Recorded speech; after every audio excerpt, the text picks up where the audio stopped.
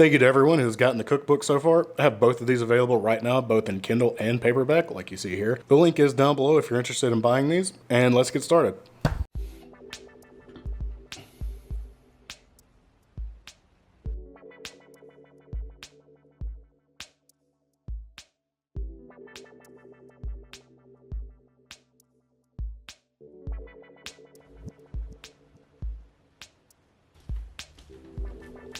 Hey, what are you doing? Oh, I was just about to order a pizza. Well, I was about to make a pizza. You want some of that? You're not going to make another carnivore pizza, are you? Yeah. I don't know, it's just... Hang on, just give me a minute. Better hurry. Hey, what's going on? This is Reed, aka CarnivorousChef. Today's video is the third iteration of a carnivore pizza, and there's not a whole lot to say about this, so let's just get right into it. I've pretty much come to the point in my life where I don't miss tomato sauce and would much rather have a cream sauce on my pizza. So today we're going to be using an Alfredo sauce. Let's make this first so we can get it out of the way. Add 1 cup of heavy cream to a pan set over medium-low heat. Let this heat up slowly because it will boil over if it's too high. We want to reduce this by half, and then slowly stir in about 1/4 cup of shredded Parmesan. Then we want to salt and pepper this to taste. After adding everything, I like to keep it over medium heat for just a few more minutes to continue to thicken it, but be careful because it can get a little grainy from the fat and the protein separating in the cheese, so just be careful. Now set this to the side while we make our crust, and this will also allow it to thicken even more, so it's a win-win for us. This is a chicken crust with a few extra things to create some texture. The biggest issues I find with meat crusts is the amount of moisture, so let's take care of that by browning our chicken first and draining it in some paper towels. I cooked a whole pound, but for this recipe, you'll only need 8 ounces of ground chicken by weight, 1 ounce of pork rinds, 4 ounces of mozzarella cheese, and 1 egg.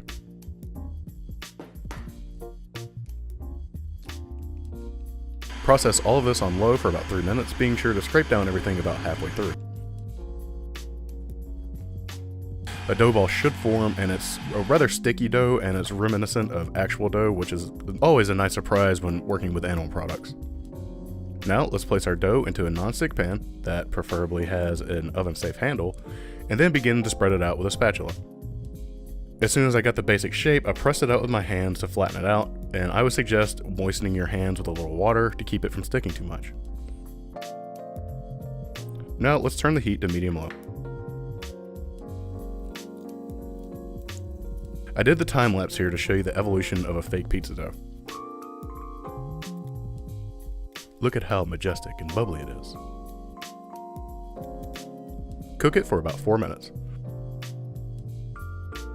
Okay, let's slide this onto a plate. Then grab another plate the same size or bigger and place it on top, and then flip it over. Slide this crispy crust back into the pan to finish cooking on the other side. It just took a minute or two to finish. For this pizza, I wanted simple but as much flavor as possible, so I put down a couple of spoonfuls of Alfredo sauce, and then I topped that with a little mozzarella all over, and I also made sure to hit the outside of the crust to help add texture while it's baking. Next, I added some bunched up slices of prosciutto, and of course this is pizza, so feel free to add whatever toppings you like. This is just my choice for the day. I placed this into an oven set to 450 degrees Fahrenheit for about 10 minutes to brown the cheese and the crust and to crisp up the sweet fancy ham. After pulling it out of the oven, I added a few twists of black pepper and even more parm. Cut it up however you want and then serve it to a friend who is probably about to make a gastric mistake.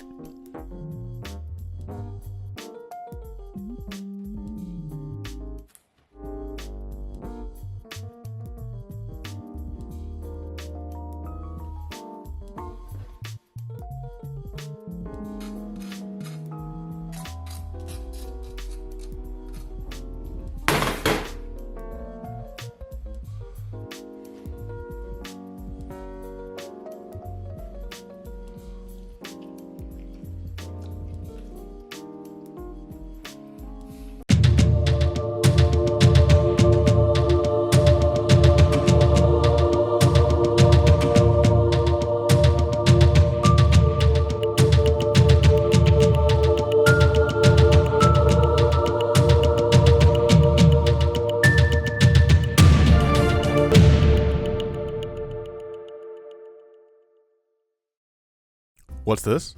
A donut pan? Bagel pan? An adult toy? Well, for today's purposes, it's a donut pan. Let's pretend like I didn't say something weird about what it could be and start with the first and easiest donut. The first one is inspired by the cream cheese pancakes I used to make when I was keto. It's simply 3 ounces of cream cheese, 1 egg, and a 1/4 teaspoon of baking powder. Now, you don't have to do this one in a food processor, but I had it out and ready, so I used it. Feel free to use a bowl and a rubber spatula. Just make sure the cream cheese is at room temp. Pour this mixture into your bagel tin. Next up, I wanted something that was extra breakfasty. I used 4 ounces by weight of cooked breakfast sausage along with 1 egg and 1/4 teaspoon of baking powder. This recipe is going to be the only one that you should really use a food processor or blender to make. Blend and pour it into, spoon your mixture into your tire rotation device and smooth it out.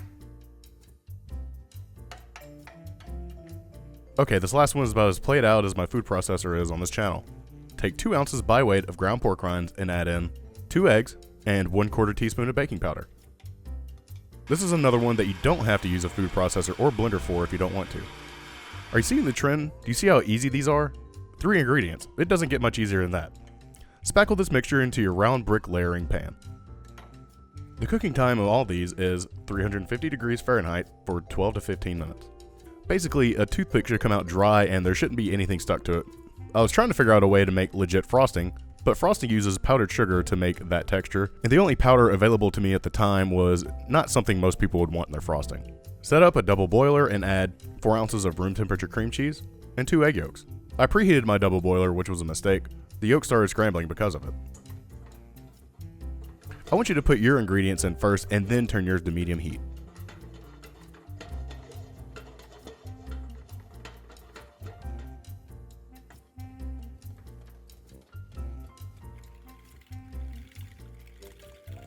Once everything is somewhat combined, add in a 1/4 teaspoon of vanilla extract. The person that suggested this video has to have pink donuts for whatever reason, so I added a little red food dye in there to turn it pink. You don't have to do this, but if you want your donuts to look a little special, add some to it. I added just a touch of some fake sweetness to this. Again, you don't have to do this, but I think it'd make you just a little happier if you did. Added 1 tablespoon of erythritol, which made this semi-sweet. Adjust as you see fit. You shouldn't have to add water, but if your mixture is looking a little clumpy or is a little too thick, add in up to a 1/4 cup of water to smooth it out. Okay, these babies are done. Don't grab hot donuts like me. I have experienced hands when it comes to analyzing scalding hot food. I was just super excited to see a close-up of these things. I have my predictions on which ones are going to be the best, and this pork rind one feels the most promising, but I'm still unsure. The breakfast sausage one is the one I'm most excited about because, well, breakfast. This cream cheese one is barely a donut. It's just super flat and I don't have high expectations of it meeting my donut needs. To frost these, take your bowl of frosting, slam dunk your donut into the bowl, swirl them around, and then let them chill out. If there are any patches, feel free to spoon some more cream cheese mixture on top of them.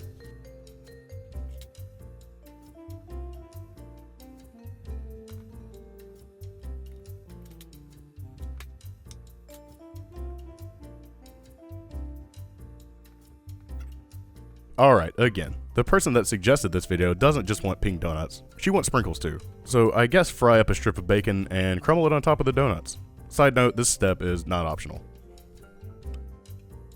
Okay, here's the pork rind donut.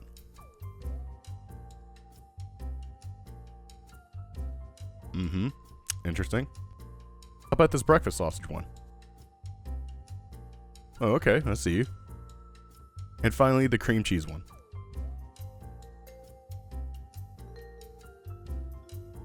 Oh, wow. I think I have a clear favorite. Pork rind donut? Nah, no, it's not a donut. Far too dense and has a weird texture. Keep the pork rinds to tortillas. Breakfast sausage donut? It definitely meets in the middle for good taste and texture, and it looks and feels the most like a donut. Cream cheese donut? It's my favorite. It's not quite a donut, but it's so creamy and custardy, and the frosting works so well with it. I'm just gonna take this one away and write the script while I eat it. Hey there, my meaty friends. This is Reed, aka Carnivore Chef, and in today's video, I am making smash burger tacos. I literally just saw this yesterday and was like, that looks amazing. I'm gonna make this. And I actually had a couple people hit me up on Instagram. I had all the ingredients ready to make this, so I was like, I'm gonna do this. This looks amazing. So I did that, and this is the outcome. This is really easy to make. Usually these videos take me about an hour or two to make, just between preparing and recording and getting different shots. Today it only took me about 15 minutes to get this done. That should speak to how easy this really is. So with that said, let's get these smash burger tacos made. I feel like I'm making these tortillas every other day, but since it's a new recipe, here's the recap on how to make them. 3 ounces of pork rinds, 3 eggs, and 2.5 ounces of some sort of hard or high protein cheese. Smash all of these ingredients together, preferably in a food processor. Feel free to keep this in a bowl. Pull out a sheet tray and line it with some parchment paper. I'm still unsure if this is necessary, but grease up your parchment paper with about 1 teaspoon of butter. You can also use any other fat that you wish to use. Once you've buttered that up, slap down 6 equal-sized balls of your tortilla dough. Top this with another sheet of parchment paper and spread evenly. You can also use a rolling pin here if you want it to be very even. Remove this top parchment and throw this into an oven that's been set to 375 degrees Fahrenheit for 10 to 12 minutes or until these are a lovely golden brown. I think I like these a touch more with the cheddar than the mozzarella. They're a little more toasty but just as pliable. Now for the fun part. Place a 2-ounce ball of your ground beef into a pan that's set over medium-high heat. Sprinkle this with a pinch of salt. Place one of your tortillas on top of this, and press down until it becomes flat.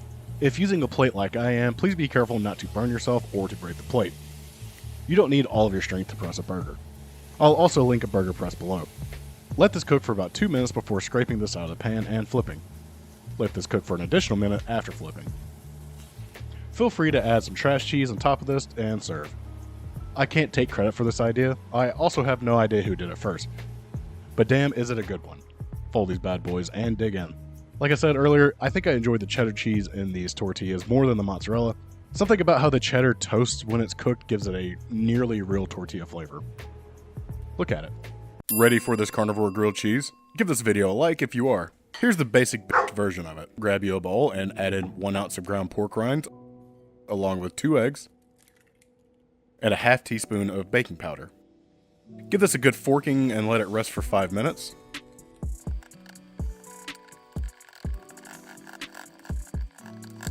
It'll look the same after 5 minutes, but just a little more thick. Grab a parchment or baking mat lined pan and pour your mixture onto it. Spread it evenly, making a rectangle. Once you're satisfied with that, place it into an oven that's been set to 365 degrees Fahrenheit for 6 minutes or until firm all the way through. Trim up your edges if you're feeling like it.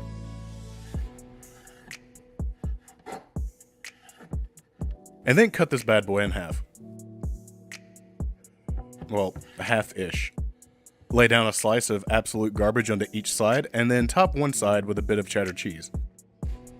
Bring this over to a pan that's set to medium-high heat, and place down some butter. The butter is essential for the flavor and the color of our grilled cheese, so it's not an optional ingredient. Unless you just don't like butter. Lay each of your soon-to-be grilled cheese slices down in the butter and run it through it to coat it evenly by moving it around in the pan. Let cook in the butter for 30 seconds to 1 minute or until golden brown on one of the slices. Place the trash cheese only slice atop the cheddar trash side and let this sit for another 30 seconds before flipping and repeating. Remove and cut you a nice triangle of grilled cheese and enjoy. This one I'll give a surprisingly nostalgic out of 10. Let's say you find yourself without a plate to hold your bacon and eggs. What do? Turn it to a grilled cheese, and definitely not a breakfast sandwich. Take your bread, 2 slices of trash, shingle your bacon, lay down your eggs, cook it in butter, crack a little black pepper on your egg sandwich, I mean grilled cheese, flip it,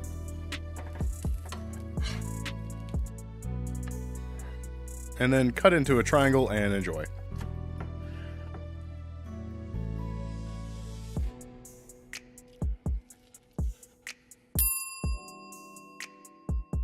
Maybe you want to feel like a child and reminisce about the first time you added deli meat to your grilled cheese. Take your bread, lay down a slice of trash on one side and a bit of cheddar to the other. On the cheddar side, place down a few slices of roast beef, and on the trash side, a few slices of ham. Add an optional middle slice of American cheese and cook in butter. Flip it.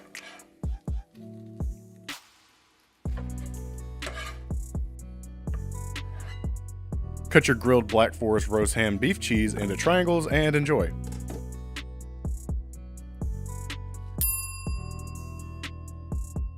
Got any leftover pulled pork hanging around in a pan?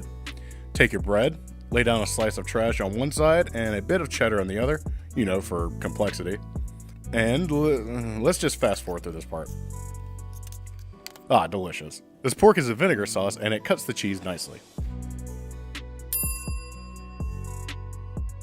Okay, at this point you know how to make one of these. In fact, I'm assuming you've mastered it, but our final grilled cheese is a tuna melt. Yes, a tuna melt is a grilled cheese, so don't ask questions. Okay, one more fast forward. There we go, look at it. Glorious, tasty. Hey there, my meaty friends. This is Reed, aka CarnivorousChef, and in today's video, I'm going to show you how to make bacon nuggets. You've had chicken nuggets, you probably even had beef nuggets, because I made a video on those not too long ago. If you haven't seen those, you need to go watch that video. These nuggets were a nice treat and a big change to what you're used to, and it's as simple as putting semi-frozen bacon into a blender, beet grinder, food processor, coating it in pork rinds, and baking it. There's also an additional recipe for an easy sauce to go with these nuggets to kind of balance the richness of them, so don't forget to make that too if you're making these. Tasty delights, you're going to need some simple ingredients: bacon, pork rinds, and pepper. Here I have about 1 pound of applewood smoked bacon that's been in the freezer for about a half hour. We don't want it to be frozen solid, but getting it partially frozen helps it process better. Toss this into a meat grinder or food processor for about 2 minutes to get this ground up. I've done this before for a bacon cheeseburger video a while back, but it never caught traction and I thought that ground bacon deserved more attention. Once it's ground up, it should look a little something like this. You could cook this as is for fantastic bacon crumbles, but let's push on to see how to make this into nuggets. I'm going to be baking and dredging them. Go ahead and get a sheet pan with some foil along with a bowl and a plate for our dredging station. To the bowl, crack in 1 egg and 1.5 cups of whole milk, or half and half. Fork this real hard until homogeneous. To your plate, lay out 4 ounces of ground pork rinds. We want to season this up with about a half teaspoon of freshly cracked black pepper. Go ahead and get those tossed with your hands. I suggest using gloves if you have them available, but if you're into raw bacon fat skincare, go for it. I took just about 2 ounces of my ground bacon and pressed it into a ball. Once it's pressed, flatten it out into a nugget shape. Don't forget that nugget shapes might be trademarked, so go with a rustic feel like I'm doing. To dredge, simply place this into your milk wash, pick it up and let it drip off a little bit, and then place it into your pork rind crumbs. Lightly press those in and shake off the excess before repeating. With this amount of bacon, I was able to get 9 bacon nugs. Not bad if I do say so myself. Place these into an oven that's been set to 425 degrees Fahrenheit for 22 to 25 minutes or until they're golden brown. I pulled mine about halfway through and drained the excess grease. Alright, let's get the station cleaned up. I have plenty of time to record another video, so I think I'll go ahead and get that done. Maybe I should just go ahead and address the issue with the not mayo. I'm sure people are looking for that. And here they are. They're beautiful, aren't they? Now for a super secret surprise for y'all, I made an updated not mayo, and we're going to turn it into a dipping sauce for these bacon nuggets.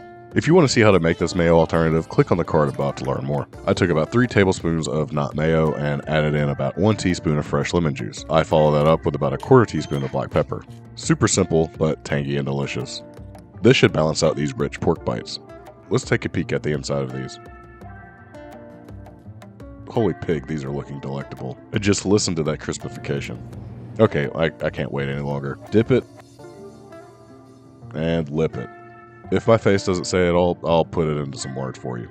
If you were to attend a party at a friend's house and there was a contest for the best appetizer brought to that party, you would win first prize. Hey there, my meaty friends. This is Reed, aka CarnivorousChef. In today's video, I'm going to show you how to make a taco casserole. I don't really know what to call this. I feel like there should be an actual name for it because I've made this before, like with real tortilla shells and stuff like that, but I don't know what to call it. So I'm just going to call it a taco casserole. This is something that I found that just makes such a great dish for a lot of people who are, like, I really like tacos. It's probably one of my favorite foods next to like cheeseburgers, but it hits all the things that I want within a taco, which is like really good textures and a lot of flavors. So if you found yourself kind of missing that, like maybe even on a Taco Tuesday, you want something interesting, you don't feel like making a bunch of tiny little carnivore tortillas, this could be a great option for you. Before we get started, I'm going to ask you to like the video, subscribe to the channel, and share this. I'm trying to get this face in front of more viewers, and that happens because of you. So thank you for interacting with my videos. Let's go ahead and get started. For the quote-unquote tortilla lasagna noodles, you're going to want to add 5 ounces of ground pork rinds, 4 ounces of shredded mozzarella, and 1, 2, 3, 4, 5 eggs into a blender. Blend a loaf for about 1 minute or until everything is homogeneous. Place a band-aid sheet of parchment paper to a baking sheet and slap down your tortilla dough.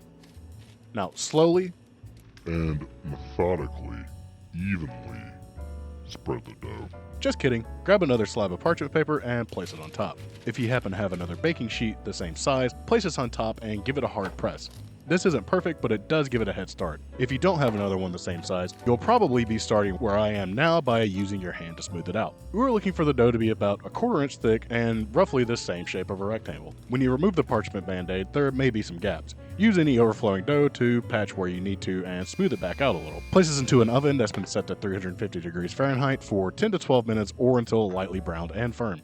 Next up, let's get some seasoned beef going. Place a pan over medium-high heat and break in about 1.5 pounds of ground beef. You want to break it up so we can have a little head start on it, but the next step is going to be break it up even more. Use a spatula to make it a bit of a finer grain. To season this up, I added in 1 teaspoon of beef base. You can optionally add in a 1/4 cup of beef broth if you don't have that, a 1/2 teaspoon of granulated garlic, 1 teaspoon of cumin, a 1/2 teaspoon of granulated onion, 1 tablespoon of chili powder, an 1/8 teaspoon of ground oregano, 1 teaspoon of salt, and a 1/4 teaspoon of black pepper. Mix this up and you'll notice that the meat will deepen in color and flavor. Give this a taste for seasoning and add more salt if desired, but mine was perfect. Once the meat is fully cooked, set aside and behold this finished tortellini noodle. Remove the parchment paper and we can begin to cut.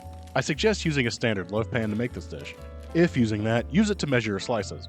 I was using a 1/3 hotel pan and I was able to get about 3 slices out of it. Now that these tortillas are ready, we can begin to assemble. Lay down a strip of your tortellini, top that with some cheese. I'm using a blend of 3 ounces sharp cheddar and 3 ounces of Monterey Jack. Top your cheese with some beef, then top your beef with some cheese, and finally, top your cheese with some tortilla. Does that make sense? Comment below if you get it. Repeat this step until all of your ingredients have been used up. Now that it's all assembled, you can throw this hefty taco baby into your still hot oven that's set to 350 degrees Fahrenheit for 8 to 10 minutes or until the cheese is melted. Once this is out of the oven, let it rest for about 10 minutes so you don't burn your fingers when you go to slice.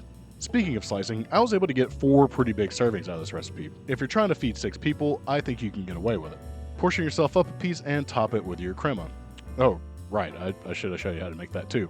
Secret recipe time. In a bowl, add in a 1/2 cup of sour cream. If you're a lime hater, just skip this part, but if not, you'll need the juice of 1 whole lime, just for that extra tang. Next up, you'll want 1/4 cup of Parmesan cheese, and finish it off with a 1/4 teaspoon of black pepper and a 1/4 teaspoon of salt. Whisk this until homogeneous.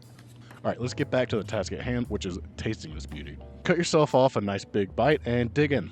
What an actual treat this is. This may just be the thing that gets you through Taco Tuesday. And if not, maybe just skipping Tuesdays will get you through Taco Tuesday.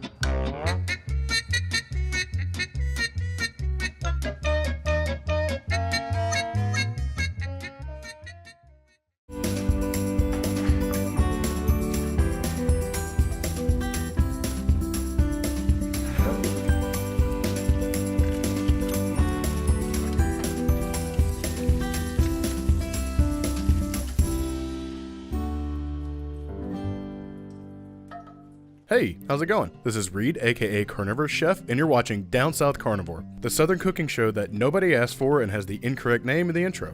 This week's video is chicken fried steak, which, as you can see in the intro, has a little lore from 1911. Its roots can be found in Texas and is absolutely delicious. How about we get started with our gravy? I still have yet to master a good gravy recipe on this diet, but I have some ideas that I'll bring up in another video soon, so look out for that. For now, let's get a pan set over medium-low heat and add a 1/2 cup of beef bone broth, 1 scoop of collagen, and a 1/2 cup of heavy cream. We want to basically reduce this until it is a thickened sauce, which took me about 14 minutes total, and even then it still wasn't quite where I wanted it, but it's good enough. Now that it's thickened, salt and pepper this to taste. Ooh, check out my shameless plug too. Now let's set this aside over the lowest heat you can to keep it warm while we take care of our steak. The steak choice is entirely up to you, but I do recommend something a little fattier and at least a choice cut of meat. Here I have a 1/2 pound of New York strip, which I want to trim up a bit and then cut on a sharp bias. I'm doing this because I want it to be as flat as possible beforehand. Take your fat trimmings and add them to a pan set over nearly low heat, but still between medium and low heat to begin to render the fat. I suggest throwing in a slice or 2 of bacon to render this fat as well. To pound the steak out, take a sheet of parchment paper or plastic wrap and place 1 piece of your steak on top, and then cover with plastic wrap and find something heavy to flatten it out with. I'm using my small cast iron pan here. You don't need to use a lot of force here, you just need to let the weight of the pan do the work for you. And also watch out for those poor little fingies. You don't want to smash those, do you? We're shooting for about a 1/4 inch to 1/2 inch thick piece of steak. Repeat with the other piece and bring them over to your dredging station. Crack in 2 eggs to a pie plate or wide bowl and mix together. Next, take 2 cups of pork rind panko and place onto a plate. Crack a little black pepper into this, and garlic powder is a nice addition to this as well, but I skipped it this time. Okay, for a dredge, you want to have a dry hand and a wet hand. I need you to pick which is which now. This is important, you do not want to screw this up. Now that you've done that, take a piece of your flattened steak and place it into your egg mixture and coat both sides. Next, take this and place it onto your pork crumbs. Grab a small handful and throw them on the top side to evenly coat and firmly press it in. Set aside and repeat with the rest, and now we can get started with frying. Are you ready to pan fry? Are you? Good! Grab a large cast iron pan and add in your rendered steak and bacon fat. This isn't quite enough to pan fry, so add in about 4 tablespoons of butter as well. Turn the heat to medium high and let this get melty.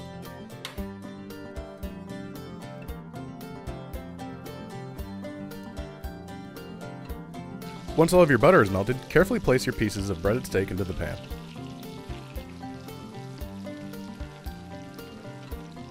Cook for 2 to 4 minutes per side depending on how done you want the steak to be.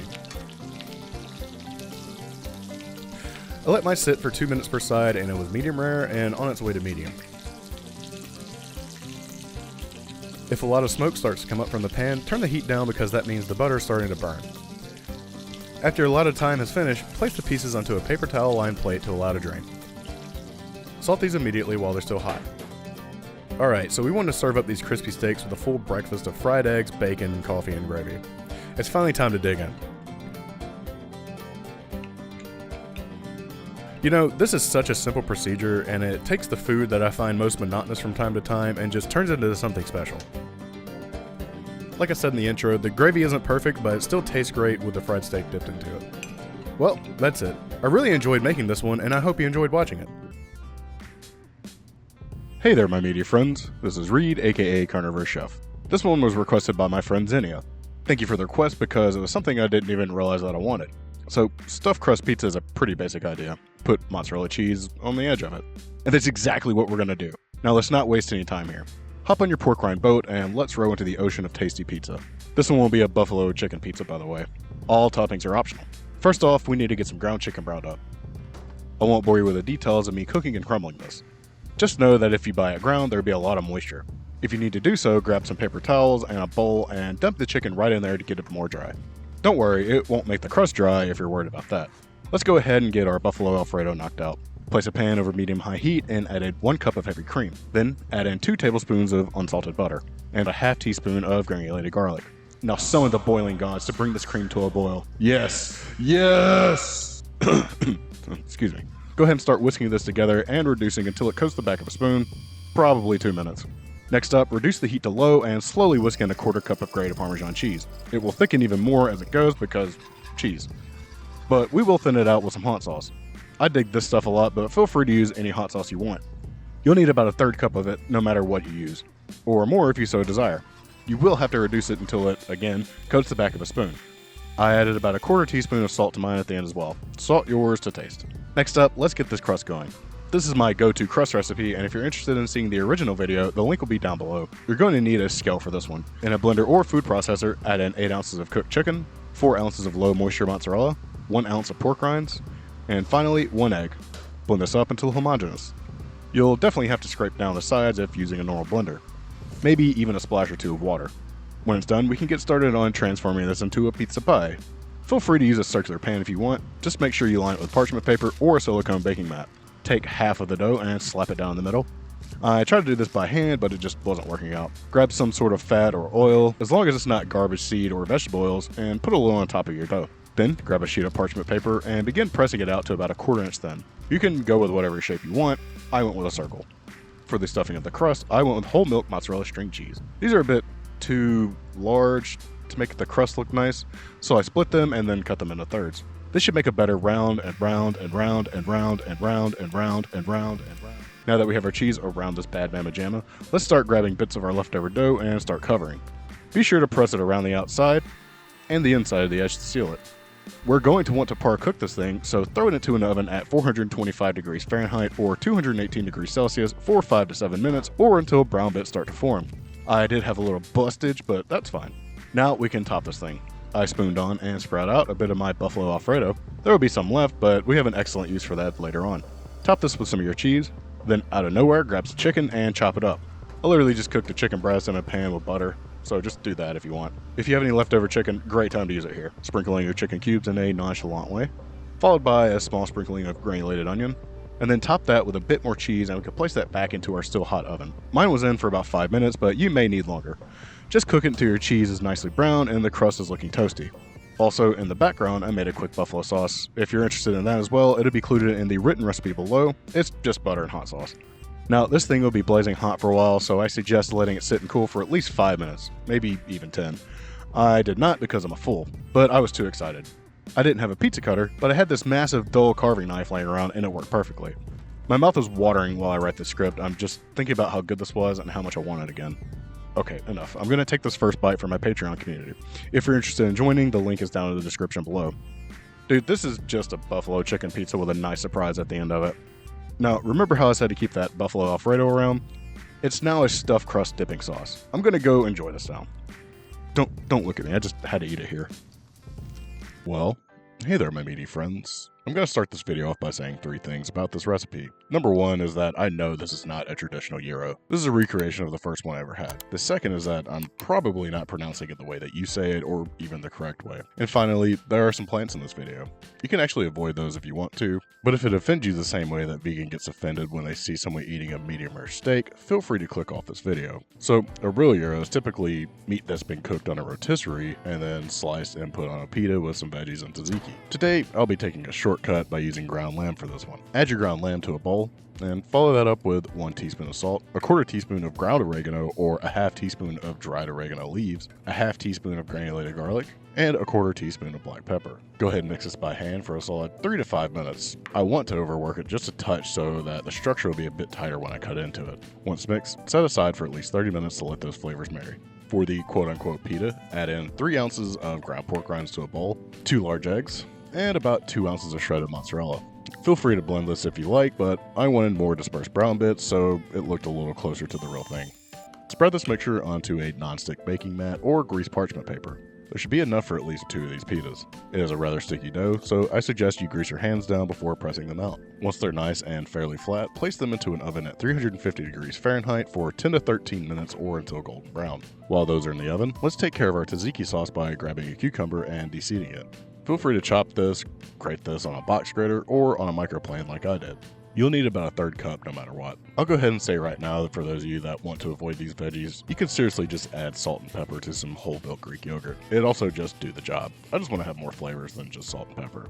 So you can also grate in about 5 cloves of garlic. Next up, grab a small red onion and give it a fine dice. I don't know that I've ever had tzatziki sauce with onion in it, but I had this lying around and decided to use it. It did work out, and it added a nice bite to the final product. Speaking of final product, add 2 cups of whole milk Greek yogurt to a bowl with all of your shredded and diced veggies. Season that with about a 1/4 teaspoon of black pepper and a 1/2 teaspoon of salt. Give this a deeply passionate spooning and set aside while we pull out our pitas. Very nice. Alright, we can finally cook this meat. I suggest placing this into a small olive pan or a metal 6 pan if you happen to have one. Press the meat into the pan and place this into an oven at 375 degrees Fahrenheit for about 25 to 30 minutes or until cooked well done. Once it's done, pull it out and let it rest for a few minutes before slicing, or you can be a rebel and burn those fingers like I did. Slice this as thinly as you want. This is the texture I was going for, a very tight crumb in between the meat. Arrange your food in such a way as to present it to a plethora of people even though you only have 2 servings. Oh, you don't want any? Fine, I'll just make one for myself.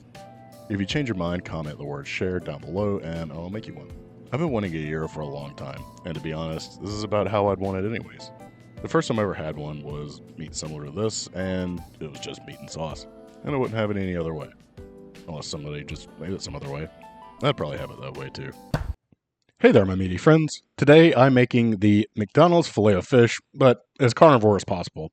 It's a rather simple sandwich consisting of a bun, a fried fish patty, tartar sauce, and a half a slice of American cheese. Why the half slice? I don't know.